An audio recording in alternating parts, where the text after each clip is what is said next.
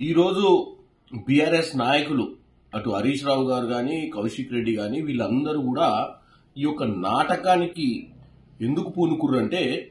రాష్ట్రంలో సంవత్సరంలో జరిగినటువంటి కార్యక్రమాల మీద రేవంత్ రెడ్డి గారు ప్రతి జిల్లాకు వెళ్లి అక్కడ జరిగినటువంటి కార్యక్రమాల ప్రదోత్సవాలు చేస్తుంటే వీళ్ళు ఓర్వలేక ఇక్కడ ఇందిరమ్మ ఇల్లులు కూడా పంచే ప్రయత్నం చేస్తుంటే ఈ రోజు ప్రజలను ఆ డెవలప్మెంట్ యాక్టివిటీ ఏదైతే చేస్తుర్రో చేసిన పనిని ఏదైతే ప్రజల మధ్యకి వెళ్లి చెప్పుకోవడానికి ప్రయత్నం చేస్తున్నటువంటి కాంగ్రెస్ లీడర్షిప్ ప్రయత్నాన్ని విఫలం చేయడానికే ఇదంతా కూడా నాటకం చేస్తున్నారు. ఎందుకంటే మీడియాను డైవర్ట్ చేయాలని మీడియా అటెన్షన్ కేవలం ఈ అరెస్ట్లకు ఈ గొడవలకు తావు తీయాలని చెప్పి వీళ్ళంతా వీళ్ళే పోయి పోలీస్ స్టేషన్లలో కేసులు పెట్టుడు, వీళ్ళంతా వీళ్ళే పోయి పోలీసు వాళ్ళని కూడా దూషించుడు, ఇలా చేసుకుంటూ పోయి తర్వాత ఒక అరెస్ట్ చేయడానికి ప్రయత్నం చేసినప్పుడు హరీష్ రావు గారు లాంటి వాళ్ళు అక్కడికి వెళ్లి ఏదో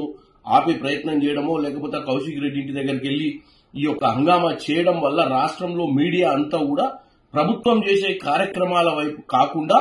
వీళ్లు చేసే వీధి నాటకాల వైపు చూపియాలన్న ఉద్దేశంతో ఈ రోజు ఇదంతా కూడా తెరలేపడం జరిగింది. ప్రజలు అర్థం చేసుకోవాలి, కాంగ్రెస్ పాలనలో గత బీఆర్ఎస్ పాలన 10 ఏళ్లలో జరగని కార్యక్రమాలు కాంగ్రెస్ లో 1 సంవత్సరంలో జరుగుతున్నాయి. మంత్రులు, ముఖ్యమంత్రి రేవంత్ రెడ్డి గారు అందరూ కూడా ఈ రోజు ప్రతి జిల్లాకు వెళ్లి అక్కడ కార్యక్రమాలలో పాల్గొంటున్న సమయంలో